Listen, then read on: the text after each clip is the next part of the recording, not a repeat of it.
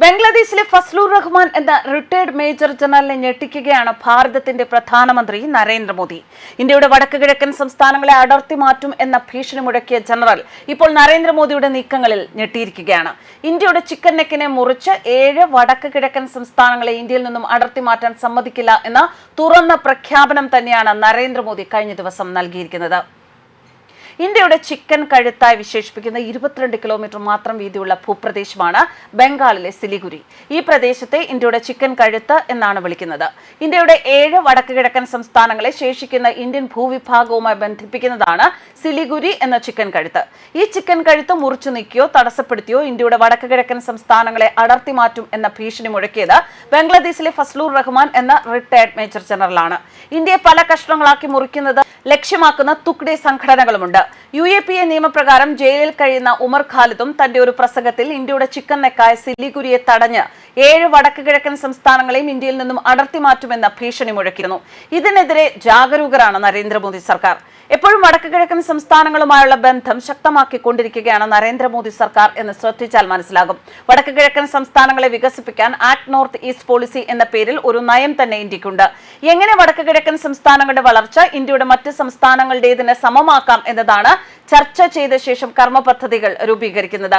അതിന്റെ ഒരു ഭാഗമാണ് അസമിലൂടെയും ബംഗാളിലൂടെയും ഉള്ള ബംഗ്ലാദേശികളുടെ നുഴഞ്ഞുകയറ്റം അവസാനിപ്പിക്കാനുള്ള ഏറ്റവും വലിയ നീക്കം.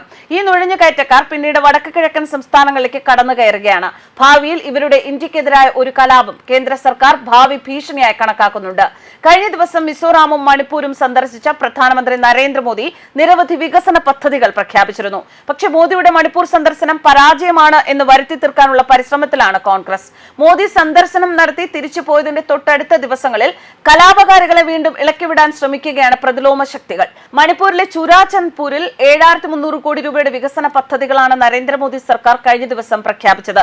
ഏത് കലാപവും സമൂഹത്തിന്റെ മുരടിപ്പിന്റെയും സാമ്പത്തിക നിരാശയുടെയും ഫലമാണ് എന്ന് പ്രധാനമന്ത്രി വിശ്വസിക്കുന്നുണ്ട്.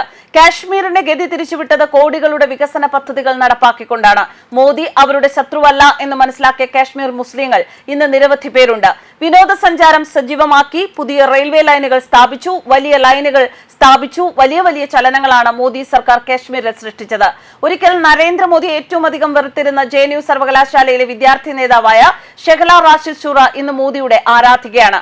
അതുപോലെ തന്നെ മണിപ്പൂരിന്റെ മനസ്സ് മാറ്റാൻ വികസനമാണ് മോദി ലക്ഷ്യമിട്ടിരിക്കുന്നത്. ഗോത്രവർഗക്കാരുടെ യാത്ര സുഗമമാക്കാൻ 3700 കോടി രൂപയുടെ ദേശീയപാത വികസനം മണിപ്പൂരിൽ നടപ്പാക്കി. ഇനി മറ്റൊരു 8700 കോടി രൂപയുടെ റോഡ് വികസന പദ്ധതികൾ കൂടി നടന്നു വരികയാണ്. 1 ലക്ഷം പേർക്ക് ഇവിടെ സൗജന്യമായി വൈദ്യുതി നൽകി. 60,000 വീടുകൾ വെച്ച് നൽകി. 3.5 ലക്ഷം വീടുകളിൽ ശുദ്ധജലം പൈപ്പ് ലൈനിലൂടെ എത്തിച്ചു കൊടുത്തിരിക്കുന്നു. 3000 കോടിയുടെ പുനരധിവാസ പാക്കേജ് മോദി പ്രഖ്യാപിച്ചിട്ടുണ്ട്.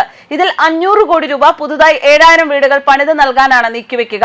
എന്നിട്ടും കലാപത്തിൽ വീട് നഷ്ടമായവർക്ക് പുനരധിവാസ പാക്കേജ് പ്രഖ്യാപിച്ചില്ല എന്ന നുണക്കഥയിലൂടെ നടക്കുകയാണ് ഇപ്പോഴും കോൺഗ്രസ്. മണിപ്പൂരിലെ 500 ഗ്രാമങ്ങളിലെ ജീവിത നിലവാരം മെച്ചപ്പെടുത്താൻ ഒരു പദ്ധതിയുണ്ട്. 18 ഏകലവ്യ മോഡൽ സ്കൂളുകൾ നിർമ്മിക്കാനും പദ്ധതിയുണ്ട്. നഗരവികസനത്തിന്റെ ഭാഗമായി റോഡ് വികസനത്തിനും മലിനജല നിർമ്മാർജ്ജനത്തിനും 3000 കോടി രൂപ ചിലവഴിക്കും. 2500 കോടി രൂപ ഹൈവേ വികസനത്തിനും ചിലവഴിക്കും. കോൺഗ്രസ് 40 വർഷം ഭരിച്ചിട്ടും ട്രെയിൻ എത്താത്ത മിസോറാം ഒരു അത്ഭുത സംസ്ഥാനമായി മാറിയിരുന്നു. കോൺഗ്രസ് 40 വർഷത്തോളം ഇന്ത്യ ഭരിച്ചിട്ടും ഇവിടേക്ക് ട്രെയിൻ എത്തിയിരുന്നില്ല. അവിടേക്കാണ് മിസോറാം തലസ്ഥാനമായ ഐസ്വാളിലേക്ക് ആദ്യമായി ട്രെയിൻ കൊണ്ടുവരാൻ നരേന്ദ്രമോദി എത്തേണ്ടി വന്നത്. ഇത് കോൺഗ്രസിന് സമ്മാനിച്ചത് തീരാ നാണക്കേടാണ്. ആദ്യമായി ട്രെയിൻ കണ്ട മിസോറാംകാർ അന്തം വിട്ടതായുള്ള വാർത്തകളാണ് ഇപ്പോൾ സമൂഹ മാധ്യമങ്ങളിൽ പ്രചരിക്കുന്നത്. 21ാം നൂറ്റാണ്ടായിട്ടും ട്രെയിൻ എത്താത്ത സംസ്ഥാനം എന്നത് വലിയൊരു പോരായ്മ തന്നെയാണ്. ഇതാണ് നരേന്ദ്രമോദി പരിഹരിച്ചത്. ഐസ്വാളിലെ സായ്രാങ് റെയിൽവേ സ്റ്റേഷനെയും അസം മിസോറാം അതിർത്തിയിലുള്ള ബൈരാബിയെയും ബന്ധിപ്പിക്കുന്ന 52 കിലോമീറ്റർ ദൂരമുള്ള റെയിൽവേയും ബൈരാബിയെയും ബന്ധിപ്പിക്കുന്ന 52 കിലോമീറ്റർ ദൂരമുള്ള റെയിൽവേ ലൈനാണ് നരേന്ദ്രമോദി മിസോറാംകാർക്ക് സമർപ്പിച്ചത്. 8701 കോടി രൂപ ചെലവാക്കിയാണ് ഈ റെയിൽവേ ലൈൻ നിർമ്മിച്ചിരിക്കുന്നത്. എന്തായാലും ചിക്കൻ നെക്ക് എന്ന ഭാഗം ഒരു കാരണവശാലും ആർക്കും വിട്ടുകൊടുക്കില്ല എന്ന തീരുമാനത്തിൽ തന്നെയാണ് നരേന്ദ്രമോദി സർക്കാർ. ഇങ്ങനെ വിരട്ടാൻ വന്ന പലരും ഈ രാജ്യത്ത് ഉണ്ടായിട്ടുണ്ട്. പക്ഷേ അവരെല്ലാം ഇപ്പോൾ വാല് ചുരുട്ടിയിരിക്കുകയാണ് എന്നതാണ് പരമാർത്ഥം. ന്യൂസ് ഡെസ്ക് കർമ്മ ന്യൂസ്.